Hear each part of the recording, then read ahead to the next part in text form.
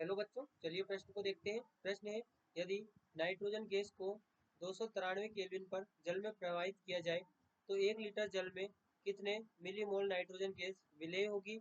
Nitrogen का आंशिक दाब 0.987 बार है तथा 293 केल्विन पर नाइट्रोजन के लिए हेनरी स्थिरांक केज का मान 76.48 बार है। तो बच्चों यहाँ पर देखिए, बात करें प्रश्न की मुख्य अवधारणा की।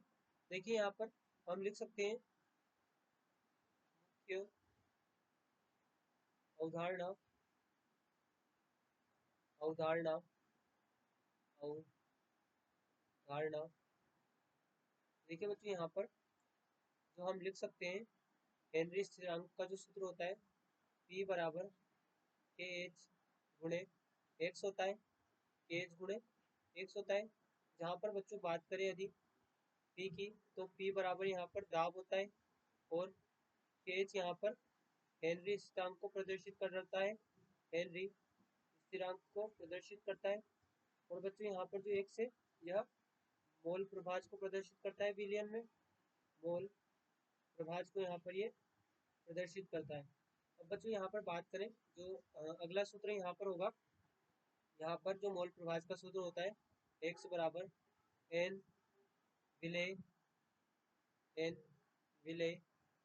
बटे एन विलायक प्लस एन विलेय।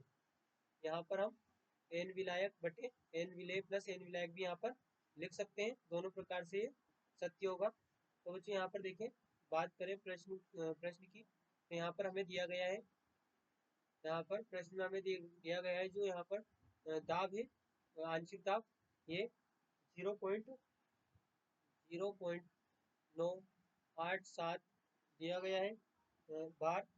और बच्चों यहाँ पर जो हेनरी स्थिरांक दिया गया है, ये यहाँ पर 76.48 बार गुणे यहाँ पर ये एक्स होगा, जो कि विलेय के मोल प्रभाज है।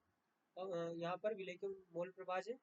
अब बच्चों यहाँ पर बात करें, देखिए इसे आगे हल करने पर हमें जो यहाँ पर एक्स प्राप्त होगा वह होगा 0.0129। यहाँ पर हमें विलेय के मोल प्रभाज यानी नाइट्रोजन गैस के मोल प्रभाज प्राप्त होंगे। अब बच्चों यहाँ पर बात करें, देखिए यहाँ पर बात करें जल के मोल की, जल के मोल, तो बच्चों जल के मोल का जो सूत्र होता है वह होता है W बटे मोलर मास। अब बच्चों यहाँ पर हमें पता है कि जल का मोलर मास जो होता है वो 18 होता है। और बात करें जल के द्रव्यमान की, तो देखिए द्रव्यमान बराबर आयतन गुणे यहाँ पर घनत्व होता है। अब बच्चों यहाँ पर हमें आयतन 1 लीटर दिया गया है, यहाँ पर हमें आयतन 1 लीटर दिया गया है। अब बच्चों 1 लीटर को जब सेंटीमीटर क्यूब में परिवर्तित करेंगे तो यहाँ पर ये 10 की घात 3 सेंटीमीटर क्यूब होगा। अब बच्चों यहाँ पर देखिए जो द्रव्यमान है 10 की घात 3 सेंटीमीटर क्यूब। और बच्चों हमें पता है कि जल का जो घनत्व होता है 1 ग्राम पर सेंटीमीटर क्यूब होता है। अब बच्चों यहाँ पर इसे हल करने पर हमें जल का घनत्व, यहाँ पर जल का द्रव्यमान प्राप्त होगा, वह होगा 1000 ग्राम। अब बच्चों इसे आगे हल करें तो देखिए यहाँ पर क्या होता है, यहाँ पर हमें हमारे पास जल के मोल हम निकालेंगे, तो यहाँ पर 1000 बटे मोलर मास, मोलर द्रव्यमान 18 बराबर हमें प्राप्त होगा 55.5 मोल यहाँ पे प्राप्त होंगे।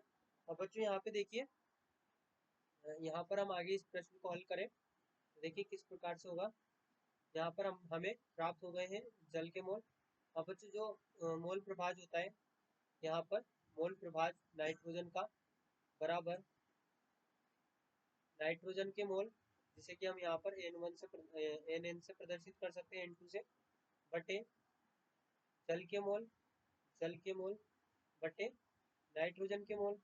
अब बच्चों यहाँ पर देखें, हमें नाइट्रोजन के मोल पता है, यहाँ पर जल के मोल पता है, जल के मोल हमें यहाँ पर पता है, और हमें यहाँ पर मोल प्रभाज भी पता है, नाइट्रोजन का, देखिए नाइट्रोजन का जो मोल प्रभाज है 0.0129 है, और नाइट्रोजन के मोल यहाँ पर बच्चों हमें निकालने हैं।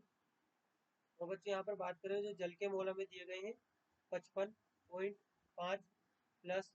अब बच्चों यहाँ पर देखिए जो नाइट्रोजन के मोल है, नाइट्रोजन यहाँ पर गैस है, तो यहाँ पर नाइट्रोजन के जो मोल होंगे, नाइट्रोजन के मोल बच्चों यहाँ पर जल की तुलना में बहुत ज़्यादा कम होंगे।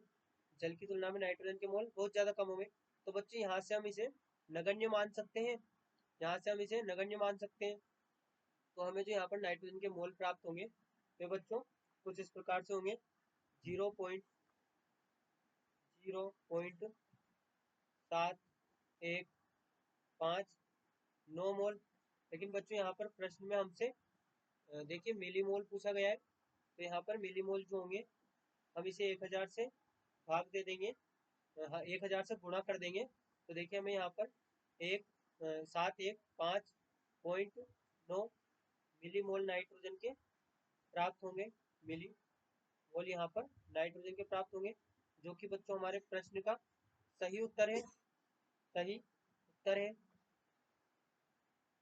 आशा करते हैं आपको प्रश्न समझ में आया होगा।